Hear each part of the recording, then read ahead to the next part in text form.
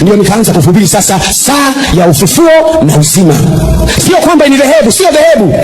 Nikaanza kusoma maandiko sasa. Yes, mimi ni wa ufufuo na uzima. Nikaanza kusoma, nikaanza kumeza maandiko, kuyatafuta maandiko. Wafu wakaanza kufufuka sasa. Misukule ikaanza kurudi. Wengine walikuwa ndani ya nyumba za watu. Nikiita tu njoo, wanakuja. Tayari sasa ikapasuka. Ilipopasuka hivyo sasa miujiza inatokea, watu wanapona, makanisa mengine yanaongea. Ni nguvu za giza huyo, mimi naendelea tu. Sitaki kuwasemesha. Ni washetani, mimi naendelea tu. Habari ya saa hizi ndugu zangu, kwa majina naitwa Shujaa Charles Mwesemba.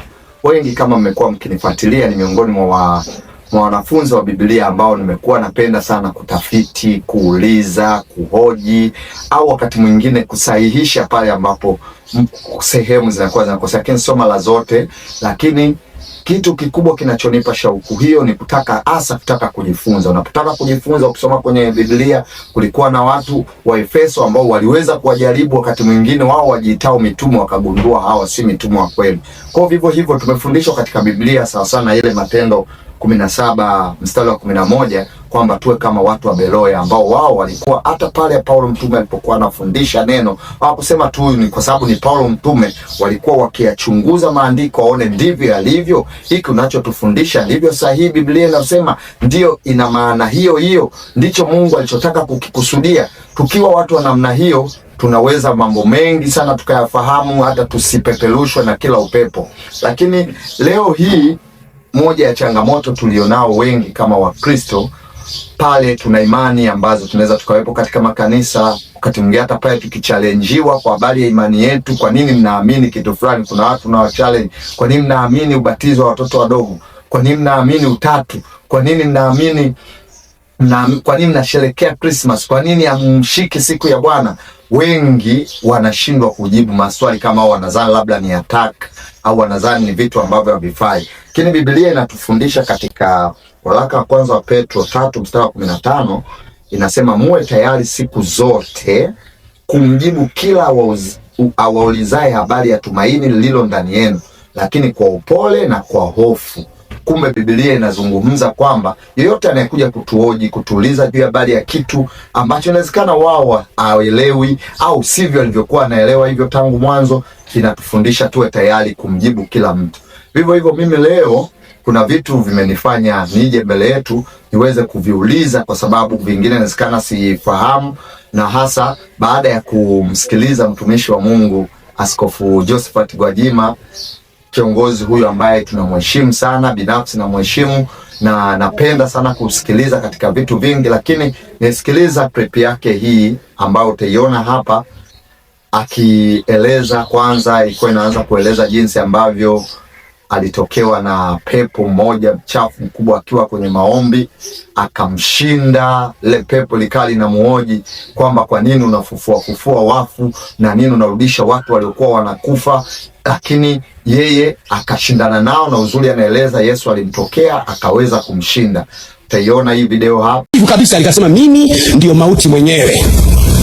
Kiherehere chako hicho cha kung'ang'ania kuchukua watu waliokufa, nimekuja kukuchukua wewe. Ikaniambia leo naondoka na roho yako. Mambo ya kung'ang'ana wafu. Ikaniambia kwa nini using'ang'ane watu walio hai? Wale walikufa katika dhambi nishawachukua mimi. Wako kwenye custody yangu. Kwa nini unawaita? Nimekasirika kweli kweli. Nikaanza kuuliza Yesu, sasa amekuja kufanya nini huyu? Akasema kwa sababu wewe ulikuwa unawadai waliokufa, na hivyo ulivyokuwa unafanya ni sawa. Umemshinda huyu, ndio kifo huyu. Umemshinda kuanzia leo. Na yale uliokuwa unaomba umepewa.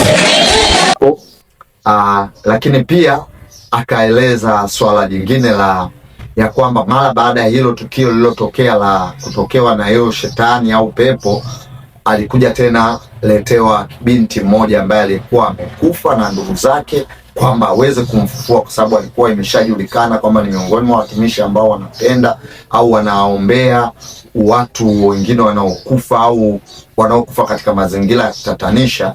Kwa anasema alimuombea na yule binti akafufuka. Kwa hiyo sasa ikapita miezi. Siku moja niko kanisani, binti mmoja anaitwa Ana akaletwa amekufa.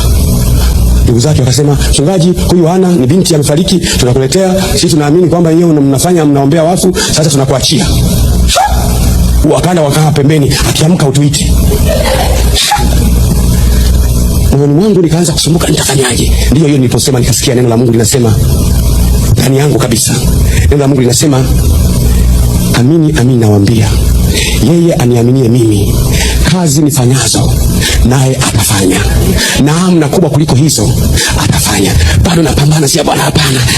Likaja neno lingine, saa yaja na saa ipo. Asio mabudo, saa yaja na saa ipo. Wafu watasikia sauti ya mwana wa Mungu. Niliposikia hivyo nikaamka kwenye kiti haraka, nikamwita Ana, njoo! Mara moja tu nilipoita akafungua macho. Alipofungua macho, kidogo nikimbie. Kwa mara ya kwanza sasa nikimbie, yani kidogo nikimbie. Lakini yule binti akafungua macho, yani na smile ya ajabu. Halafu akaniambia, usiogope, nina ujumbe kwa ajili yako. Mimi nilikuwa mbinguni na ujumbe kwa ajili yako, nifungulie nikae. Nilikuwa nimekataa kurudi duniani, nimeambiwa nikuletee ujumbe alafu Yesu atakuja kunichukua. Akaniambia nilikuwa mbinguni, Yesu amenituma nije nikwambie ujumbe huu. Akaniambia nimeambiwa nikwambie, hii ni saa ya ufufuo na uzima duniani. Kanisa letu lilikuwa haliitwi ufufuo na uzima. Actually mpaka leo kanisa letu linaitwa Glory of Christ, haliitwi ufufuo na uzima. Lile neno la ufufuo na uzima lilianzia siku ile. Umeelewa sasa? Mpaka leo sisi hatuna kanisa lililosajiliwa linaitwa ufufuo na uzima, halipo. Akasema ni saa ya ufufuo na uzima duniani. Akaniambia, hebu angalia sura ya 11. Yesu anamwambia Miriam, mimi ndimi huo ufufuo na uzima. Yaani Yesu mwenyewe ndiye anaitwa nini? Ufufuo na uzima. Ukisema ufufuo na uzima ni sawa na umesema Yesu, mimi ndimi huo ufufuo na uzima. Akasema ni saa ya ufufuo na uzima duniani. Akaanza kuniambia kuna watu wako mashimoni, kuna watu wako mapangoni, kuna watu mnafikiri wamekufa lakini wapo. Anaelezea vitu ambavyo mimi sijawahi kuvisikia kabisa. Hivyo Yesu nilianza kuwaita msukumo, akaanza kurudi kutokea pale. Sikuwa na idea kabisa. Akaniambia kufungua Isaya 42 mstari wa 22. Nilishangaa andiko hilo, nimesoma Biblia mara nyingi sijawahi kuliona. Linasema hivi, lakini watu hawa ni watu walioibiwa na kutekwa, wamenaswa katika mashimo, wamekuwa mawindo wala hapana okoaye, wamekuwa mateka wala hapana asemaye rudisha. Yule binti akaniambia, tatizo hakuna mtu anayesema rudisha, akipatikana anayesema rudisha wanarudi. Kwa hiyo kutokana na vitu vya chamnamna kama hiyo ndicho kimenifanya nije hapa. Kuna vitu vimenichanganya, vimenipa maswali mengi ya kukaa kujiuliza ndani yangu, nione je, ndivyo ilivyo au ni kama naweza nikasaidiwa kutaka kujua kwa undani Biblia inazungumza nini na hivyo vitu vinajibiwaje, ili viwe faida sio tu kwangu lakini faida hata kwa wengine ambao wanakwenda wanafuatilia.